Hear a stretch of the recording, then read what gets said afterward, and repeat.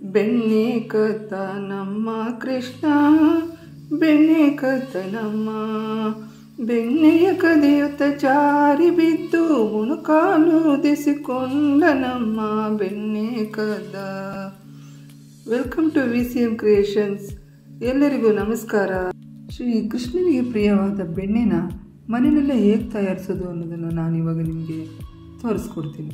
ತುಂಬ ಸುಲಭವಾಗಿ ನಾವು ಮನೆಯಲ್ಲೇ ಬೆಣ್ಣೆನ ತಯಾರಿಸ್ಕೋಬೋದು.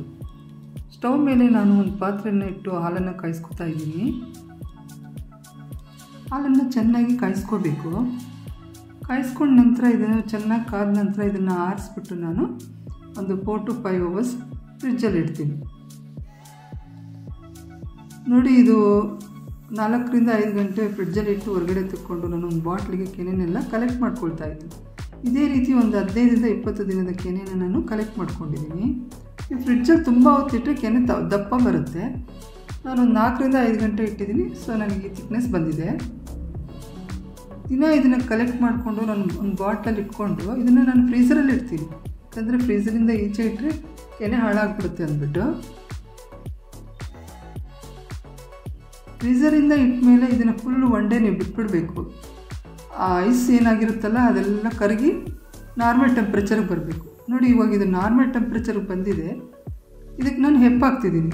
ಒಂದು 2 ರಿಂದ 3 ಸ್ಪೂನಷ್ಟು ಮೊಸರನ್ನ ಹಾಕ್ತಿದ್ದೀನಿ.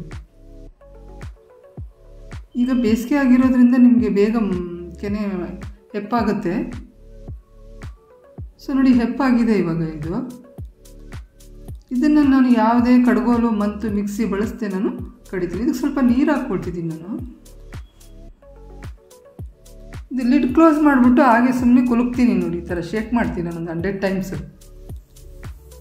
ಯಾಕೆ 100 ಟೈಮ್ಸ್ ಅಂದರೆ 100 ಟೈಮ್ಸು ನಾವು ಒಂದು ಲೆಕ್ಕ ಇಟ್ಕೊಂಡ್ಬಿಟ್ಟಿದ್ದೀವಿ. ಡೈಲಿ ನಾವು ಯಾವಾಗಲೂ ಮಾಡ್ತಿರ್ತೀವಲ್ಲ, ಆ ಕಾರಣದಿಂದ ನೀವು ಜಾಸ್ತಿ ಆದರೂ ಮಾಡ್ಕೋಬೋದು, ಏನು ತೊಂದರೆ ಇಲ್ಲ. ನಿಮ್ಗೆ ಬೆಣ್ಣೆ ಚೆನ್ನಾಗಿ ಬರುತ್ತೆ. ಎಷ್ಟು ಕಡಿತೀರೋ ನೀವು ಅಷ್ಟು ಚೆನ್ನಾಗಿ ಬೆಣ್ಣೆ ಬರುತ್ತೆ. ನೋಡಿ, ಬೆಣ್ಣೆ ನೋಡಿ ತುಂಬಾ ಚೆನ್ನಾಗಿ ಬಂದಿದೆ. ನಿಮ್ಗೆ ಯಾವುದೇ ಮಂತು ಕಡ್ಗೋಲು ಮಿಕ್ಸಿ ಏನು ಬೇಕಾಗಿಲ್ಲ. ಡೈರೆಕ್ಟಾಗಿ ನಾವು ಕೆನೆನ ಕಲೆಕ್ಟ್ ಮಾಡಿಕೊಂಡು ಬೆಣ್ಣೆನ ನಾವು ಈಸಿಯಾಗಿ ಮಾಡ್ಕೋಬೋದು ಈ ರೀತಿ. ಬಟ್ ಕೆಲವರು ಇಷ್ಟಪಡೋದಿಲ್ಲ, ನಮಗೆ ಕೆನೆ ತೆಗೆದಿರೋ ಹಾಲು ಚೆನ್ನಾಗಿರಲ್ಲ ಕಾಫಿ ಅಂತಾರೆ. ಬಟ್ ಕೆಲವರು ಫ್ರಿಡ್ಜಲ್ಲಿ ಹಾಲು ಇಡ್ತಾರೆ, ಆವಾಗ ಕೆನೆ ಬಂದೇ ಬರುತ್ತೆ. ಅಂಥವರು ಈ ಥರ ನೀವು ಮಾಡ್ಕೋಬೋದು. ತುಂಬಾ ಸುಲಭ, ಏನು ಅಷ್ಟೊಂದು ಶ್ರಮ ಏನು ಆಗೋದಿಲ್ಲ ಇದು. ಈ ಮಜ್ಜಿಗೆ ಕೂಡ ನಾನು ಒಂದು ಪಾತ್ರೆಗೆ ಹಾಕ್ಕೋತಿದ್ದೀನಿ. ಇದರಲ್ಲೂ ಸ್ವಲ್ಪ ಬೆಣ್ಣೆ ಇದೆ, ಅದನ್ನು ನಾನು ಕೈಯಲ್ಲಿ ತೊಗೊತೀನಿ. ಯಾಕಂದರೆ ಇದು ಸ್ಪೂನಲ್ಲಿ ಬರೋದಿಲ್ಲ. ಸೊ ಹಂಗಾಗಿ ನಾನು ಕೈಯಲ್ಲಿ ತೊಗೊಳ್ತೀನಿ. ಈ ಮಜ್ಜಿಗೆ ಕೂಡ ನಾನು ಬಿಸಾಕೋದಿಲ್ಲ, ಗಿಡಗಳಿಗೆ ನಾನು ಯೂಸ್ ಮಾಡ್ಕೊಳ್ತೀನಿ.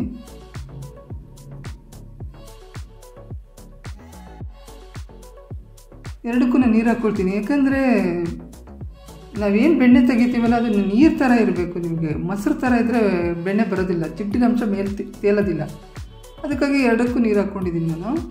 ಈಗ ನಾನು ಆ ಪಾತ್ರೆಯಲ್ಲಿರೋ ಬೆಣ್ಣೆ ಸ್ವಲ್ಪ ಇದೆ, ಅದನ್ನು ನಾನು ಕೈಯಾಗಿ ತಗೊಳ್ತೀನಿ.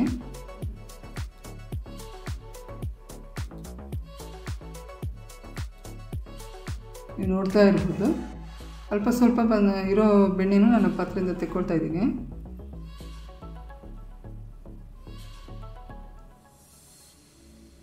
ಈಗ ನೋಡಿ, ಬಾಟ್ಲಲ್ಲೂ ಇದೆ, ಇದನ್ನು ನಾನು ಕೈಯಾಗಿ ತೆಕ್ಕೊಳ್ತೀನಿ.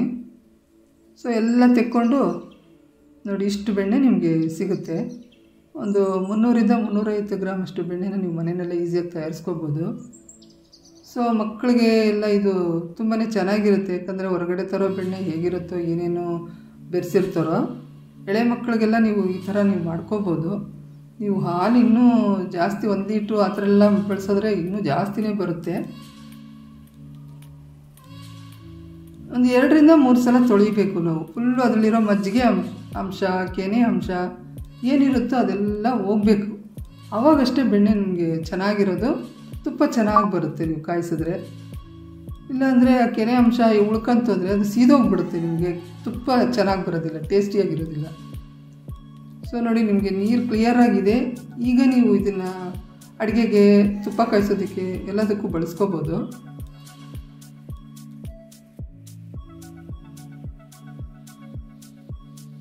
ನನ್ನ ಈ ವಿಡಿಯೋ ನಿಮ್ಗೆ ಇಷ್ಟ ಆಯಿತು ಅಂದರೆ ಲೈಕ್ ಮಾಡಿ, ಸಬ್ಸ್ಕ್ರೈಬ್ ಮಾಡ್ಕೊಳ್ಳಿ ಇನ್ನಷ್ಟು ವಿಡಿಯೋಗಳಿಗಾಗಿ. Thank you.